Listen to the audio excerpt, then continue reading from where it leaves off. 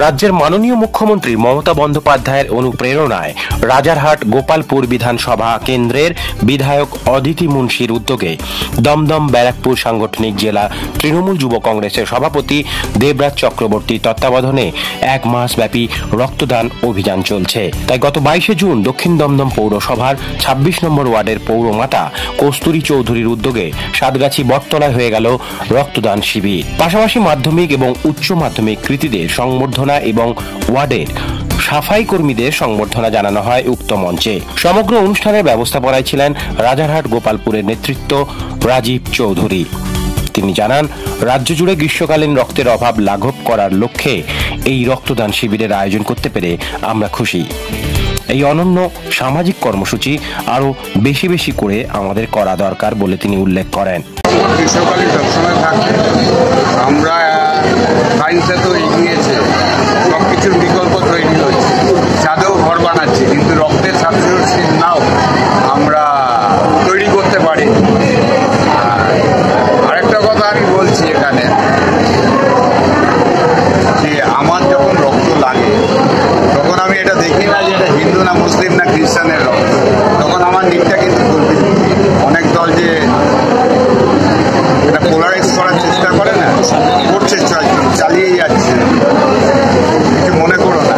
তাদের যদি আমি এই কোশ্চেনটা জিজ্ঞেস করি যে যখন তোমার রক্ত তুমি দেখলো ওটা মুসলিমের রক্ত না খ্রিস্টানের রক্ত, তখন নিজের রক্তটা নিয়ে তুমি নিজের শরীরটাকে সুস্থ করবে, সেই উত্তরটা কিন্তু কেউ দিতে পারবে না। দেখতে পাচ্ছি তো, আর এন্ট্রি করা যাচ্ছে না। আমি 350 টার্গেট নিয়েছিলাম, অলরেডি 400 জন পার হয়ে গেছে, আর আরও 100। সবচেয়ে বড় কথা, স্টিল না আমার কর্মীরা দিতে পারে, মানে জেনারেল পিপুল লোক দিয়ে, সেটা আমার কস্তুরী আজকের দিনে সেটাই পাওয়া, যে আমরা সারা বছর মানুষের সাথে থাকি আর সব লোককে অ্যাকোমোডেট করতে পেরেছি। আবেগ, মানুষের আবেগ, তো এই 21 জুলাই তৃণমূল কংগ্রেস মানে আর কংগ্রেস করতে থেকে 21 জুলাই আমাদের কাছে মমতা ব্যানার্জির নেতৃত্বে একটা আবেগ ছিল, আছে, থাকবে। আর আমাদের দেওয়াল লেখাও শুরু হয়ে গেছে, সব দিক দিয়ে আজকের প্রোগ্রাম শেষ হয়ে গেল। এবার 21 জুলাই দাদা, রক্তদান উৎসব এখন একটা উৎসবে পরিণত হয়েছে বাঙালির কাছে, সেটা নিয়ে কিভাবে বলবেন? দেখুন, রক্তদান উৎসব মেটানোর জন্য তৃণমূল কংগ্রেস যেভাবে রক্তদান করে, এটা কিন্তু অন্য দল করে না। আমরা কিন্তু চালিয়ে যাচ্ছি, কারণ মানুষের সাথে মানুষের পাশে এখন তৃণমূল কংগ্রেসই আছে।